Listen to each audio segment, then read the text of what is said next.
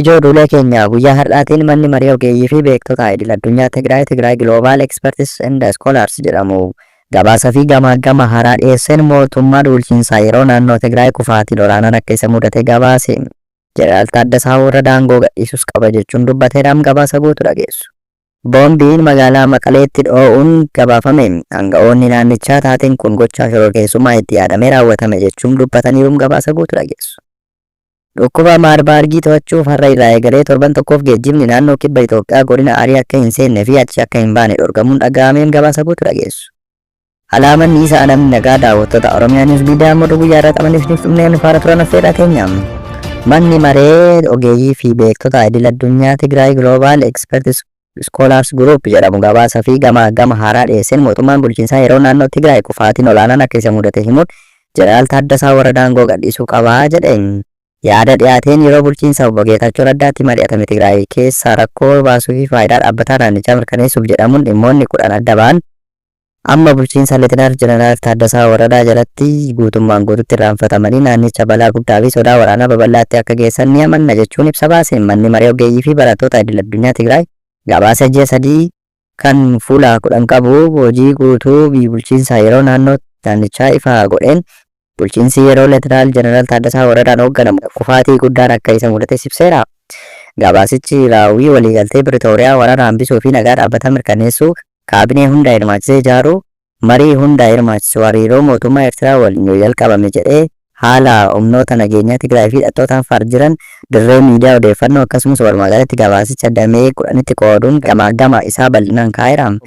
Yeroo pireezidaantummaa obbo Geetachoo Raddaatti dhimmoonni damee 10tti qoodaman irratti hanqinni jiraatus haalli bulchiinsaa caalatti gaarii akka ture ibsuun erga Leetinaanti Jeneraal Taaddasaa Waradaa itti gaafatamummaa fudhatanii booda garuu yaa'iin marii naannichaa akkasumas dirree miidiyaa odeeffannoo fooyya'insaa mul'ataa turan dabalatee dhimmoonni hedduun rakkina keessa seenuu kaaseera. Gabaasichi ji'oota 3 darban qofatti haasoftii wal dhabdee kakaasan babal'achuu kunis waliigaltee Piretooriyaa balaa keessa buusuu isaanii ibsa. Gabaasni addoomawwan hawaasummaa fi siyaasaa babal'achuun amantaa dhabuun akka mo'ee agarsiisu kun immoo bulchiinsa yeroo san tarkaanfii sirreeffamaa ariifachiisaa yoo hin fudhatamne bu'aa balaafamaa qabaachuus danda'a jechuun ibseera. Gamaggamni waldaa barattoota idil-addunyaa Tigraay humni nageenyaa Tigraay loogii siyaasaa irraa bilisa yoo hin taane bu'aan isaa cimaa akka ta'uu fi rakkooleen ammas babal'achaa akka jiran ni agarsiisa jedheera. Gabaasichi tumsi Eertiraa wajjin jalqabame faayidaa dhaabbataa Tigraay balaa irra buusuun sana caalaa immoo ummaticha lammata mootummaa Eertiraaf dhumaatii akka saaxilu jedhee akeekkachiiseera.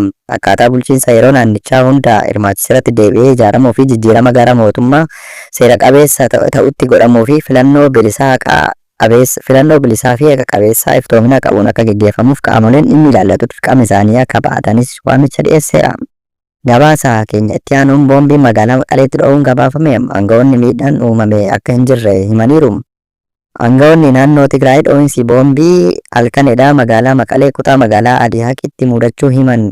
Dho'insa kanaan miidhaan lubbuu namaa fi qabeenya irra ga'ee akka hin jirre kan gabaafame yoo ta'u taateen kun gochaa shororkeessummaa itti yaadanii raawwatamedha jechuun aanga'ootni naannichaa ibsaniiru. Itti gaafatamaa waajjira damee nageenyaa magaalaa Maqalee obbo Raddaany Fissaa miidiyaa biyya keessaaf akka himanitti dho'insi kun naannoo sa'aatii 4 magaalaa Maqalee kutaa magaalaa Adihaaqitti raawwatamuu ibsuun sagaleen dho'insa kanaa jiraattota naannoo sanaa rifachiisuun miidhaan namaa fi qabeenya irra ga'e akka hin jirre himaniiru. Raddaany taateen kun itti yaadamee kan hundaa'e ta'uu ibsuun dhaabbileen nageenyaa fi naannoo magaalaa namoota gocha kana raawwatan itti gaafatamummaa seeraa fudhataniif qorannoon adda baasuun to'annoo jala oolchuu fi hojjechaa akka jiran himaniiru. Kuni kanaanis qorannoon jalqabame eega xumurameen booda uummataaf ni ifa ta'a jedhaniiru. Itti dabaluunis ergasii Maqaleetti taateewwan akkanaa biroo akka hin uumamne ibsuun jiraattonni nagaa fi tasgabbii naannoo isaanii eeguuf tattaaffii akka taasisan tasgabbaa'anii dammaqinaan akka naannoo isaanii eeggatan qaamolee nageenyaa waliin akka tumsan jechuun waamicha dhiyeessaniiru. Gabaasa keenya itti aanuun dhukkuba Maarbaargii to'achuuf har'a irraa eegalee torban tokkoof geejjibni naannoo kibba Itoophiyaa godina Arii akka hin seennee fi achi akka hin baane dhorkamuun ibsame. Vaayirasiin Maarbaargii akka hin babal'anne to'achuuf har'a irraa eegalee torban tokkoof geejjibni godina Arii naannoo kibba Itoophiyaa irraa akka hin baane fi naannolee biroo irraa godinicha akka hin seenne dhorkamuun waajjirri kominikeeshinii godina Arii ibse. waajjirichi ibsa baaseen weerarri vaayirasichaa hammaachaa dhufuu irraa hordofee akka hin babal'anne to'achuuf hojjetamaa jiraachuus ibseera. Hojiilee kanaanis manneen barnootaa cufamanii jiraachuu ibsuun dabalataa sosochii geejjibaa torban tokkoof daangessuun barbaachisaa ta'uu bulchiinsi geejjibaa fi misoomaa daandii godina Arii obbo Gizaawaa Haayilee ibsaniiru jedhame. Geejjibni godinicha akka hin seennee fi achi akka hin baane gochuun cinatti sosochiin godina kana keessatti taasisan maal ta'uu akka qabu guyyoota muraasa keessatti murtoon akka kennamu seeraniiru. Vaayirasiin Maarbaargii kibba Itoophiyaa magaalaa Jimlaatti mudate. Haga yoonaa namoota 12 faaluun 8 galaafachuun ministeerri fayyaa beeksiseera. Gama biraan ibsa Global Virus Network baasiin Itoophiyaan saffisa ittiin vaayirasicha qorattu adda baafattuu fi namoota vaayirasicha waliin tuttuqqii qaban mala ittiin hordoftu fooyyessuu qabdi jechuun ibsa baaseeraan. Dabaluunis laaboraatoorii ishee guddifachuu akka qabdus ibseera.